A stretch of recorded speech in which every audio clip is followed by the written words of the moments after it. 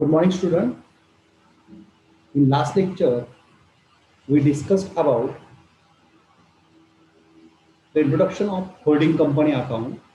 Similarly, we discussed about the some important concept in holding company account. Okay, like the meaning of holding company account. What do you mean by holding company, subsidiary company, then partly owned subsidiary and wholly owned subsidiary. Also discuss the various advantages and merit of holding company, okay, which is enjoyed by the holding company as well as subsidiary company, okay. Then some are the disadvantages or demerits of holding company, okay, or holding company accounts. Okay, under this, information about subsidiary may be used for personal gain. For example, information of the financial performance of subsidiary company may be misused to in speculative activities.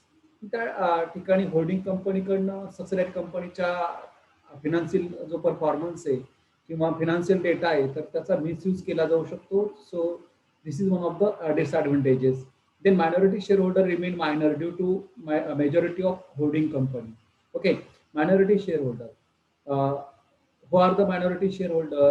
You already see here in case of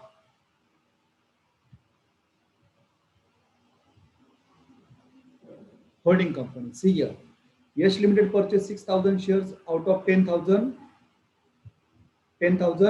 shares of Yash Limited.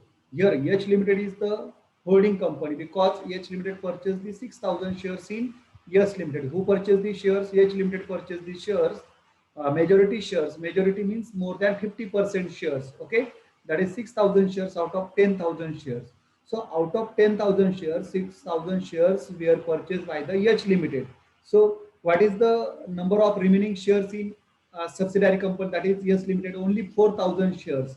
So 6,000 are the majority shareholder and remaining 4,000 are the minority shareholder. So the remaining shareholder of the subsidiary company, other than shares which are purchased by the holding company, are treated as a minority shareholder. They have minor in number. That's why they are not able to control over the subsidiary company. They are not able to take any decision of the subsidiary company. So this is the one of the disadvantages of the holding company account. That is the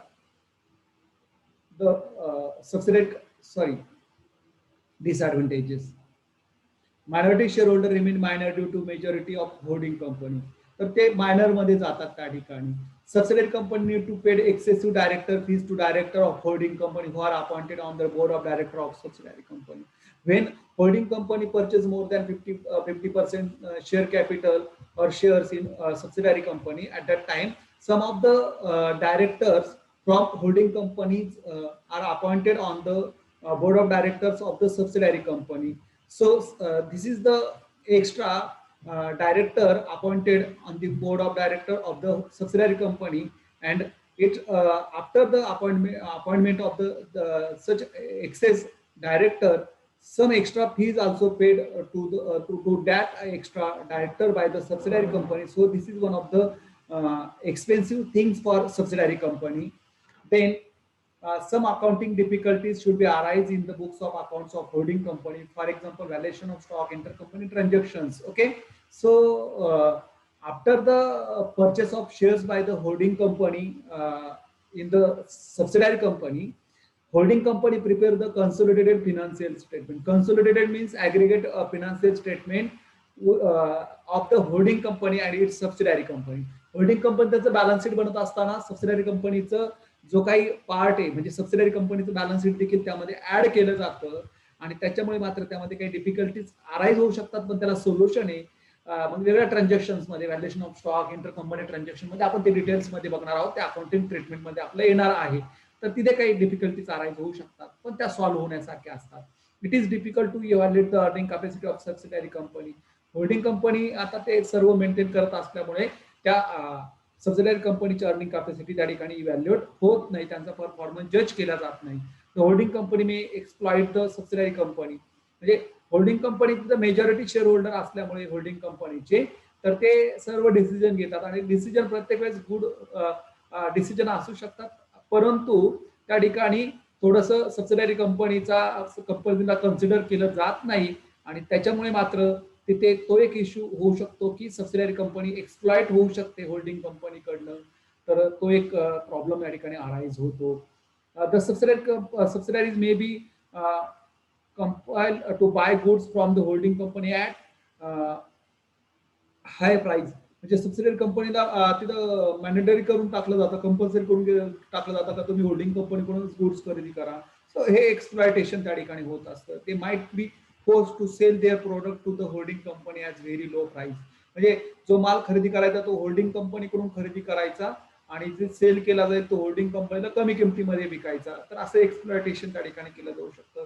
it may lead to the creation of secret monopolies, म्हणजे त्या ठिकाणी holding कंपनीकडनं किंवा त्या ग्रुपकडनं त्या ठिकाणी मोनोपॉलीज म्हणजे monopoly मक्तेदारी तयार केली जाते आणि this secret monopolies may try to eliminate competitors and prevent entire entry of new firm. They may exploit consumer by charging unreasonable prices, म्हणजे ज्यावेळेस हे दोन कंपन्या त्यांचं त्या ठिकाणी कन्सोलिडेशन झालेलं नसतं किंवा होल्डिंग कंपनीने सबसिडायरी कंपनीमध्ये शेअर्स खरेदी केलेले असत नाही, तोपर्यंत त्या दोन वेगळ्या कंपन्या असतात आणि सारखं प्रोडक्ट जर त्या प्रोड्यूस करत असतील तर त्या कॉम्पिटिटर असतात आणि मार्केटमध्ये परफेक्ट कॉम्पिटिशन त्या ठिकाणी चालू शकते, बरोबर ना. परंतु त्या सबसिडायरी कंपनीला टेक ओव्हर केल्यामुळे, take over in the sense by purchasing the majority shares in subsidiary company, आता ते सर्व डिसिजन कोण करणार, होल्डिंग कंपनी. म्हणजेच त्या ठिकाणी त्याची जी प्राइस आहे सबसिडायरी कंपनीच्या प्रोडक्टची प्राइस आणि होल्डिंग कंपनीच्या प्रोडक्टची price, both prices are decided by the holding company and it creates the secret monopoly in the market and it leads to increase the selling price of the product of holding company as well as subsidiary company by which is decided by the holding company. It's lead to exploit the consumer by charging unreasonable price from the holding company. So this is one of the disadvantages of the holding company account. After the disadvantages or demerits, now we are going to accounting treatment of the holding company account. Holding company accounts accounting कसं करायचं ह्या संदर्भात accounting standard number 21 हे त्या ठिकाणी accounting standard आहे. म्हणजे त्यामध्ये संपूर्ण प्रोसिजर दिली होल्डिंग कंपनी अकाउंट कसं मेंटेन करायचं ज्यावेळेस होल्डिंग कंपनी सबसिडायरी कंपनीचे मोर दॅन 50% शेअर्स खरेदी करते. आणि ह्या अकाउंटिंग स्टँडर्डला किंवा ह्या अकाउंटिंग ट्रीटमेंटला, अकाउंटिंग प्रोसिजरला जे टायटल दिलं जातं तर ते त्याला कन्सोलिडेटेड फिनान्शियल स्टेटमेंट असं म्हणतात. म्हणजे होल्डिंग कंपनीचं आणि सबसिडायरी कंपनीचं, होल्डिंग कंपनी एकत्र बॅलन्स शीट तयार करते, त्या एकत्र बॅलन्स शीटला होल्डिंग कंपनी अकाउंट मध्ये काय म्हटलं जातं, कन्सोलिडेटेड फिनान्शियल स्टेटमेंट असं त्या ठिकाणी कॉन्सेप्ट तिथे वापरला जातो. त्यालाच आपण काय म्हणणार आहोत, प्रोसिजर ऑफ कन्सोलिडेशन. कन्सोलिडेशन करण्याची प्रोसिजर, आणि ही कन्सोलिडेशन करण्याची जी प्रोसिजर आहे it is stated in the accounting standard number 21 in the accounting standards. So what is the accounting standard number 21? Consolidated financial statement is the accounting standard number 21. So this point is very important for your MCQ type questions in the examination. Okay, so इथे आपण काय करणार आहोत, त्याच्या steps पण समजून घेणार आहे प्रॉब्लेम सोडवण्याच्या, आणि अकाउंटिंग स्टँडर्ड पण समजून घेणार आहे. त्या स्टेप्स त्यालाच आपण कन्सोलिडेटेड फिनान्शियल स्टेटमेंट किंवा त्यालाच अकाउंटिंग स्टँडर्ड असं म्हणतो. अकाउंटिंग स्टँडर्ड मध्ये तरी काय असतं, तर अकाउंटिंग ट्रीटमेंट दिलेली असते की कशा पद्धतीने त्याची ट्रीटमेंट त्या ठिकाणी द्यायची. So steps one by one आपण त्या ठिकाणी बघत जाणार आहोत, आणि त्या सर्व स्टेप आपण एकत्र केल्या की आपला अकाउंटिंग स्टँडर्ड नंबर 21 त्या ठिकाणी तयार होतं, that is consolidated financial statement. त्या स्टेप्स बघण्याच्या अगोदर त्या अकाउंटिंग स्टँडर्ड विषयीचं थोडंसं बॅकग्राऊंड आपण त्या ठिकाणी बघूयात. Okay, for detail study please extra झालं त्या ठिकाणी please refer accounting standard number 21 studied in third semester syllabus of corporate accounting in the chapter of accounting standard. जो अकाउंटिंग स्टँडर्ड दिलेलं होतं आपल्याला चॅप्टर नंबर सेमिस्टर 3 मध्ये, त्याच्यामध्ये हे संपूर्ण डिटेल इथे पण आपण डिटेलमध्येच अभ्यासणार आहोत. त्या स्टेप्स म्हणजेच त्या ठिकाणी काय हे अकाउंटिंग स्टँडर्ड आहे. Accounting standard 21 consolidated financial statement issued by the council of the ICAI. कोण इश्यू करतं अकाउंटिंग स्टँडर्ड? ICAI इश्यू करतं, institute of chartered accountant of India. आणि त्यासाठी त्यांनी एक बोर्ड स्थापन केलेलं असतं, तर आपण अकाउंटिंग स्टँडर्ड बोर्ड असं म्हणतो, बरोबर ना. ESB च्या मार्फत ते इश्यू करतं ICAI. It's comes into effect in respect of accounting period commencing on or after 1 April 2001. हे अकाउंटिंग स्टँडर्ड कधी इश्यू झालं? 1/4/2001 पासून इश्यू झालं आणि ते तिथून सुरुवात पण झाली त्याची. Consolidated financial statements are presented by a holding company to provide financial information about the economic activities of its group. काय कोणती इन्फॉर्मेशन प्रोव्हाइड करतं? तर फिनान्शियल इन्फॉर्मेशन प्रोव्हाइड करतं. कशा संदर्भात? इकॉनॉमिक ऍक्टिव्हिटीज च्या संदर्भात. कोणाच्या इकॉनॉमिक ऍक्टिव्हिटीज, कोणाच्या फिनान्शियल इन्फॉर्मेशन? तर होल्डिंग कंपनी आणि तिचं ग्रुप जे आहे म्हणजे सबसिडारी कंपनीच्या आहेत त्या संदर्भातली माहिती प्रोव्हाइड करतं. This statement are present financial information about a holding company and its subsidiary as a single economic entity to show the economic financial position of a group. ते ग्रुप म्हणून एकत्र त्या ठिकाणी एकत्र करण्याच्या प्रोसिजरलाच आपण काय म्हणतो? कन्सोलिडेटेड फायनान्शियल स्टेटमेंट असं म्हणत असतो. म्हणजे होल्डिंग कंपनी आणि तिचे जे काही सबसिडारीज आहे त्याला एकत्र आपण ग्रुप कंपनी असं म्हणतो. त्या ग्रुप कंपनीचं फायनान्शियल स्टेटमेंट किंवा financial information show by the consolidated financial statement under the accounting standard number 21. In India, it is not compulsory for the holding company to make a consolidated balance sheet and a consolidated profit and loss account. Section 2(2) of the Companies Act, the following documents of subsidiary company are attached by holding company. A copy of a balance sheet. कशाचं? Subsidiary companyचं. Following documents of subsidiary company. A copy of its profit and loss account. A copy of report of its board of directors. कसले? सबसिडारीचे. A copy of the report of its auditors. So this information is furnished by the holding company regarding the subsidiary company. Okay, under the Companies Act section, under the section 2 subsection 2. So now we are going for consolidation procedure. या steps आपण classroom मध्ये अगोदर बघितलेल्या होत्या, पण बी डिव्हिजनच्या मुलांच्या साठी मी हे परत एकदा इकडे रिपीट करतो आहे. मग आता बेसिकली काय करणार आहोत आपण? काय इथे आपल्याला पहिलीची स्टेप आहे तर ती इन्व्हेस्टमेंट फाइंड आउट करायची. आपल्याला काय फाइंड आउट करायची? इन्व्हेस्टमेंट फाइंड आउट करायची. कसली इन्व्हेस्टमेंट? कोणी गुंतवणूक केली? होल्डिंग कंपनीने इन्व्हेस्टमेंट केली. कोणत्या कंपनीमध्ये इन्व्हेस्टमेंट केली? सबसिडारी कंपनीमध्ये इन्व्हेस्टमेंट केली. तर होल्डिंग कंपनीने सबसिडारी कंपनीमध्ये किती शेअर्स परचेस केले? How many shares were purchase by the holding company in subsidiary company? So this figure is called the investment of holding company in subsidiary company. The shares held by the holding company in the subsidiary company as investment represent the share of ownership of the holding company in the equity or the net asset of the subsidiary company. तेवढ्या रकमेची equity त्या ठिकाणी holding कंपनीची असणार आहे, net asset तेवढ्या रकमेची असणार आहे. Basically investment in subsidiary company by holding company is shown on the asset side of holding company. Holding कंपनीच्या बॅलन्स शीट मध्ये असेट साइडला ती इन्व्हेस्टमेंट त्या ठिकाणी दिलेली असते. ती कशी असते ते बघूयात. मी तुम्हाला इथे दाखवतो. ओके, इथे बॅलन्स शीट तुम्हाला दिलेला असेल. सपोज मी एक बॅलन्स शीट इथे ड्रॉ करतो.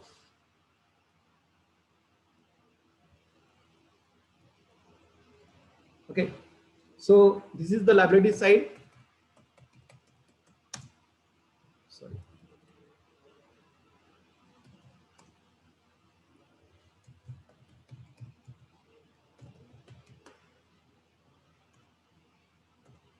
Sorry, something is wrong.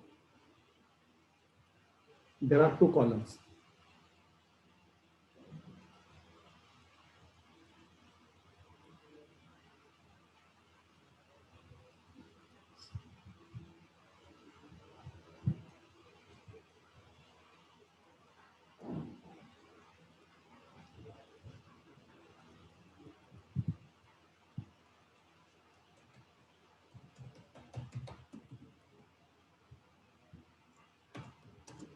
Yacht Limited.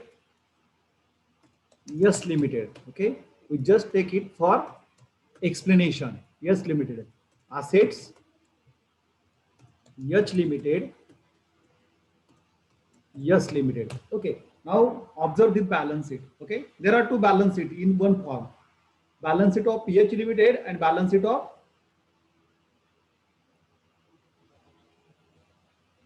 Yes Limited. Here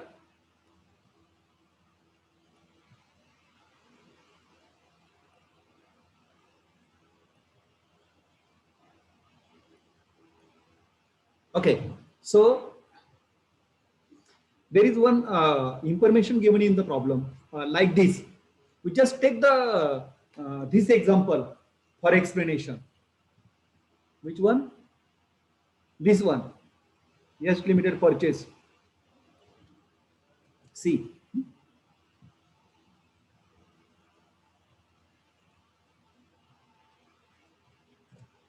Yes Limited purchase 6,000 shares in Yes Limited. So this is the information. Yes Limited purchase 6,000 shares in Yes Limited. So liabilities. What is the first item in balance sheet? Share capital. Share capital of rupees 10 each. Okay, 10 each.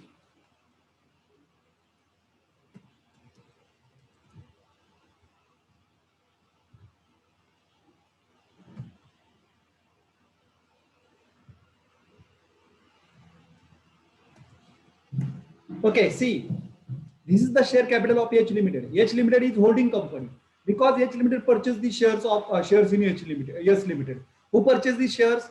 H Limited purchased the shares. How many shares were purchased by the H Limited? More than 60%, more than 50%. That's why H Limited become a holding company, and another company whose shares are purchased by the H Limited or holding company is called the subsidiary company. Here H Limited is the holding company and Yes Limited is the subsidiary company.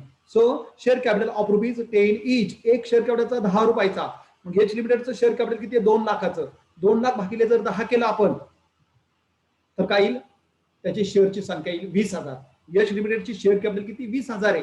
आणि S लिमिटेडचं 1 lakh जे shares आहे, 1 लाखाला जर 10 ने भागलं तर किती shares येतात? मला message कराल. How many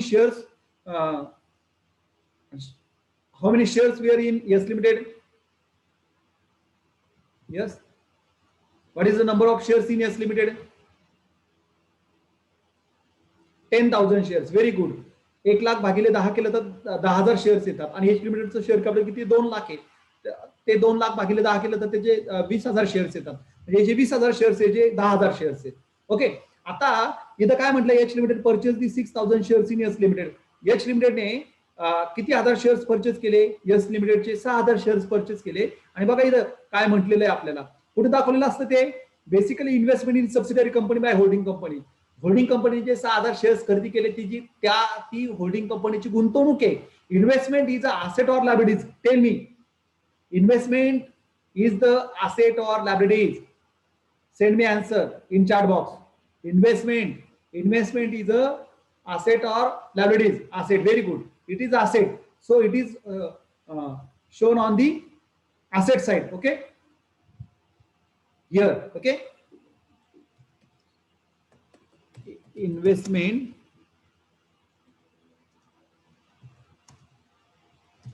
6,000 shares in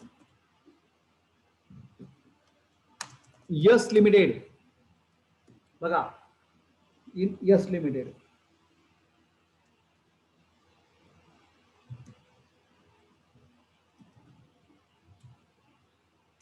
okay. काही चुकलं का इथे? काही चुकलं? काही चुकलंय माझं? काही मिस्टेक झाली का? मी तुम्हाला अलाउड करतो.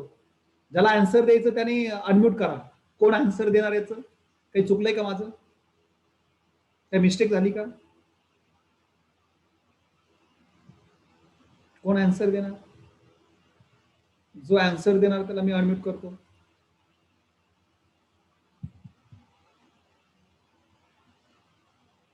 यस.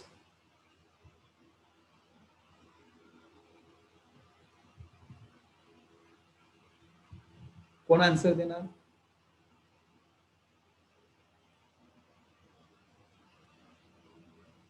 स्नेल कुमार. स्नेल कुमार मी तुम्हाला अनम्यूट करतोय. तुम्ही आता अनम्यूट करून बोलू शकता. There should be 60,000, not 80,000. Okay. इथे 6,000 शेअर्स, एक शेअर 10 रुपयाचं, तर 60,000 असायला पाहिजे असं तुम्हाला वाटतं, बरोबर ना? Yes. ओके. मी मुद्दामून त्याला मिस्टेक असं म्हटलं, पण ऍक्च्युली मिस्टेक नाहीये ती. तर एच It is लिमिटेड, हा हा नाही, तुम्ही दिलेला आन्सर बरोबर आहे. मला तेच अपेक्षित होतं, 60,000 आन्सर द्यावं तुम्ही. आता बघा किती शेअर्स खरेदी केले? 6,000 शेअर्स खरेदी केले. एक शेअर 10 6,000. रुपयाचा, एक शेअर 10 रुपयाचा, म्हणजे त्याची बुक व्हॅल्यू किती व्हायला पाहिजे? Face value 60,000. 60,000 व्हायला पाहिजे. 60,000. पण एच लिमिटेडने किती पेड केले?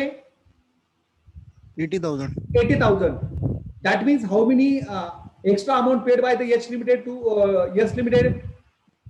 20,000. 20,000. So this is the reputation of Yes Limited. Yes Limitedचं रिप्युटेशन आहे की त्यांचे 60,000चे शेअर्स 80,000ला खरेदी केले त्या एच लिमिटेडने. हे गुडविल आहे एक प्रकारचं त्यांचं. लक्षात आलं? हा, एक्सेस अमाऊंट पेड केले, एक्सेस अमाऊंट पेड केली त्यांनी, एक्सेस अमाऊंट पेड केली. ओके. किंवा येस लिमिटेडने घेतले असं म्हणा तुम्ही, वॉटेवर यांनी दिले किंवा त्यांनी पेड केलं, पण ते अग्री झाले. Okay, on the agreed value 80,000 रुपये पेड केले त्या शेअरचे. आता हे जे 80,000 ही इन्व्हेस्टमेंट झाली, ही काय झाली? इन्व्हेस्टमेंट झाली. तुमच्या प्रॉब्लेम मध्ये असं दिलेलं असतं, असं बॅलन्स शीट असतं, आणि ही इन्व्हेस्टमेंट अशी शोधायची असते. मला हा पॉईंट तुम्हाला एक्सप्लेन करायचा होता. पॉईंट तुम्हाला मिळाला का? काय मला सांगायचं होतं? Yes, sir. Okay. Okay. Now, second point. Ratio of holding or shareholding ratio. Okay, this is one of the another interesting point in holding company account. Ratio of holding or shareholding ratio. Shareholding ratio is the ratio of shareholding in subsidiary company by the holding company and minority shareholder. बघा बरं, कोणाचे shares खरेदी केले? तर shares खरेदी केले subsidiary कंपनीचे. कोणाचे शेअर्स खरेदी केले? तर Yes Limited. येस लिमिटेडचे शेअर्स खरेदी केले. Is it clear? सबसिडायरी कंपनीचे शेअर्स खरेदी केले. सबसिडायरी कंपनीचे शेअर्स कोणी खरेदी केले? होल्डिंग कंपनीने खरेदी केले. सबसिडायरी कंपनीचे शेअर्स जर आपण इथं ऑब्झर्वेशन केलं तर आपल्याला या ठिकाणी दिसतं की त्यांचे 1,00,000 रुपयाचे शेअर्स होते, त्याची फेस व्हॅल्यू 1,00,000 रुपये आहे. एक शेअर 10 रुपयाचा आहे. 1,00,000 भागिले 10 केलं तर 10,000 शेअर्स येतात. 10,000 शेअर पैकी how many shares were purchased by the H Limited? So 6,000 shares were purchased. 6,000 shares are purchased by the H Limited. And what is the number of remaining shares?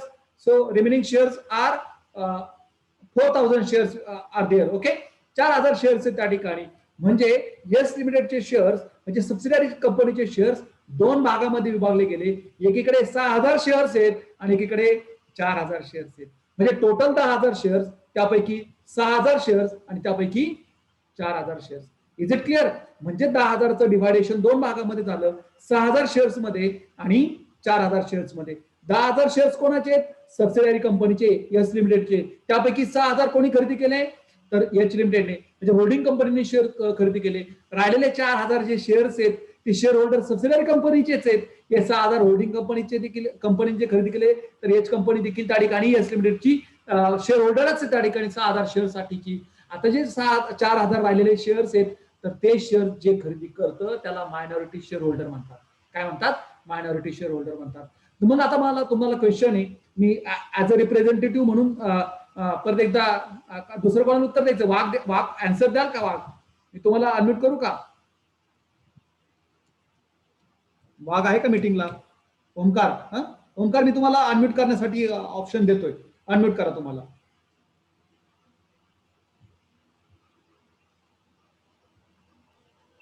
Okay, बघा मला सांगाल की yes लिमिटेडची एकूण शेअरची संख्या किती? 1 lakh. शेअरची संख्या, number of shares, not amount. Yes, 4,000 shares. Total number of shares in yes limited. Total संख्या किती शेअरची? Not share capital. शेअरची संख्या किती? H Limited 6,000. sir. येस लिमिटेडचे टोटल संख्या किती?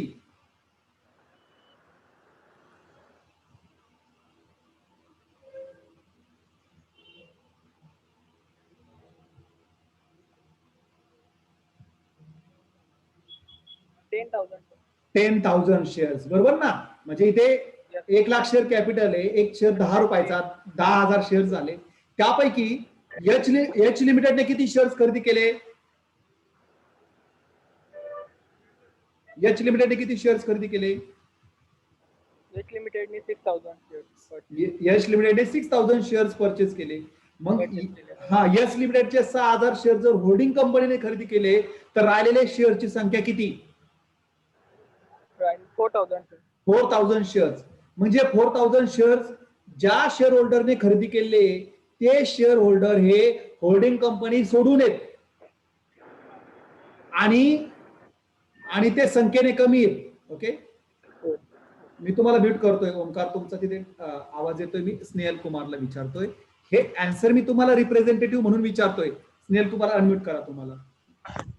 Yes, sir. ओके, 10,000 पैकी 6,000 शेअर जर त्या ठिकाणी होल्डिंग कंपनीने खरेदी केले तर राहिलेले शेअर्स किती एस लिमिटेडचे? 4,000. 4,000 शेअर्स. ते जे शेअर्स खरेदी केले तर ते राहिलेल्या शेअर होल्डरने खरेदी केले. आता ते Yes, sir. 6,000 आणि 4,000. आता जर आपण विचार केला तर 10,000 पैकी जर 5,000 आणि 5,000 आपण असं म्हटलं असतं Then equal. तर इक्वल झालं असतं. काय झालं असतं? इक्वल झालं असतं. आणि इक्वल झालं असतं तर तिथे कोणीच मेजॉरिटी मध्ये नसतं आणि कोणीच मायनॉरिटी मध्ये नसतं. बरोबर ना? आणि मग आता मात्र इथे काय झालं? इथे काय झालं त्या ठिकाणी 10,000 पैकी 6,000 होल्डिंग कंपनीने खरेदी केले. म्हणजेच त्या ठिकाणी ते मेजॉरिटी मध्ये गेले आणि राहिलेले जे शेअर होल्डर ते कशामध्ये गेले? Minority. Minority share holder.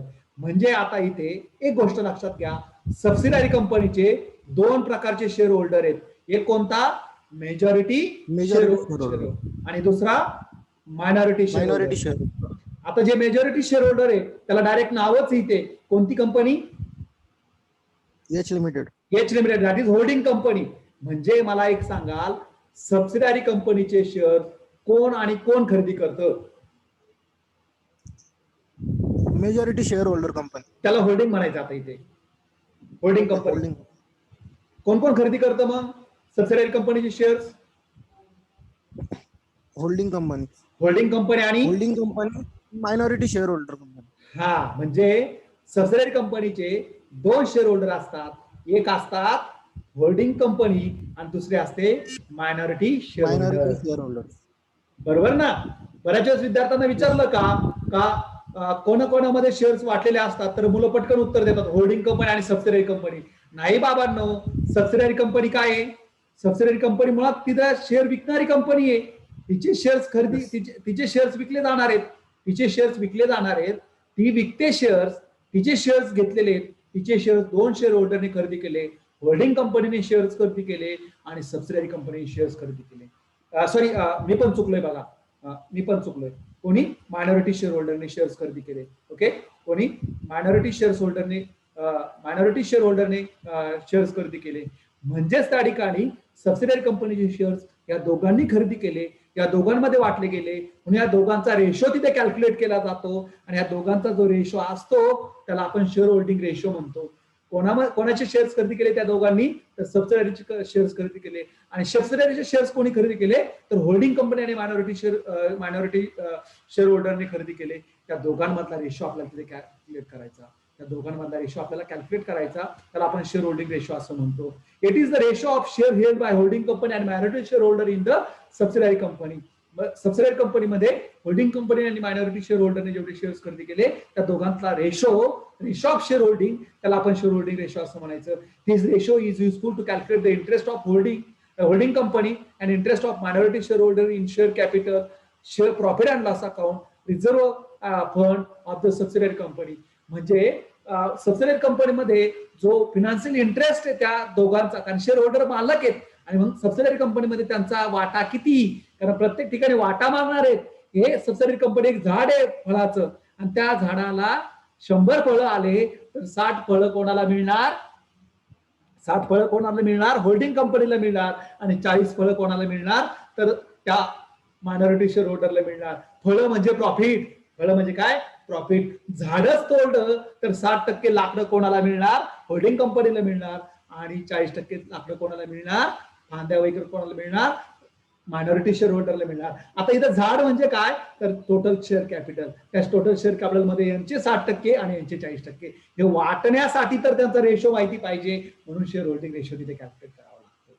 आणि मग त्या दोघांमधला जो रेशो कॅल्क्युलेट होतो शेअरच्या संख्येवर, त्याला शेअर होल्डिंग रेशो असं म्हणतात. कसा कॅल्क्युलेट करायचा बघा, इथे ए कोण आहे होल्डिंग कंपनी आणि बी कोण आहे मायनॉरिटी आहे, आणि मग total number of shares in subsidiary company इथे 10,000 शेअर्स आहेत. सबसिडारी कंपनीमध्ये 10,000 शेअर्स आहे. 10,000 पैकी share held by holding company. How many shares are purchase by the holding company? 6,000 shares are purchased by the holding company. And how many shares are purchased by the minority shareholder? Only 4,000 shares are purchased by the minority shareholder. 10,000 is divided into 6,000 and 4,000. So ratio between 6,000 and 4,000 is called the shareholding ratio. Here ratio is the 6,000 has to 4,000. That is 6 has to 4. That is 3 has to 2. Small केला तर 3 2 येतो तो. लक्षात आलंय का? Message कराल मला. Message कराल मला. 3 has to 2. Very good. Very good. Okay. So this is called shareholding ratio. This is called shareholding ratio. बघा असा कॅल्क्युलेट करतात तो रेशो. आता हे झालं, या पद्धतीने पण कॅल्क्युलेट करू शकता, असं पण कॅल्क्युलेट करू शकता. Ratio of holding company. Holding कंपनीचा रेशो कसा?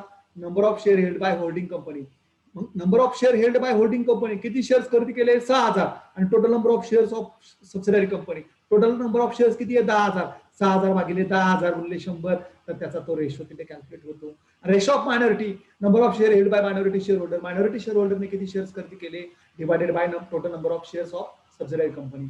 सबसिडरी कंपनीचे टोटल नंबर ऑफ शेअर 10,000च असतात. इथे 10,000, इथे 10,000, इथे 6,000 होल्डिंगचे, इथे 4,000 मायनॉरिटीचे. मल्टिपल बाय 100 केलं की त्याचा तिथे, किंवा मल्टिपल बाय 100 ने केलं तरी चालतं. म्हणजे इथे 6,000 भागिले 10,000 आणि इथे 4,000 भागिले 10,000, म्हणजे इथे येईल 3 आणि इथे येईल 2. 3:2 असा रेशो तिथे कॅल्क्युलेट होतो. लक्षात आला का share holding ratio? Share holding ratio लक्षात आलाय का? मला मेसेज करा. ओके, हे झालं. आता इथे मी मीटिंग बंद करतो. त्याचं कारण काय झालं, मी 10 वाजता 10 मिनिटं उशिरा सुरू केलं होतं. पुढे चालवायची होती, पण 2 मिनिटात आपली मीटिंग संपते, कारण तिथं टाइम देताना मी क्लोजिंग टाइम हा 10:30चा दिलेला होता. इथे मीटिंग संपेल. एक काम करूयात आपण, इथे मी हे प्रेझेंटेशन बंद करतो. तुम्ही परत आयती मीटिंग जॉईन करा. आपण एक एक्स्ट्रा लेक्चर घेऊयात इथे. ठीक आहे? तर ह्या लेक्चरचं वेगळा व्हिडिओ मी टाकेल युट्यूबवर. पुढे लगेच कंटिन्यू करा. तीच लिंक परत जॉईन करा. मी पुन्हा लेक्चर सुरू करतोय. ओके, इथे हे प्रेझेंटेशन इथे थांबवतोय. परत आपण सुरू करूया.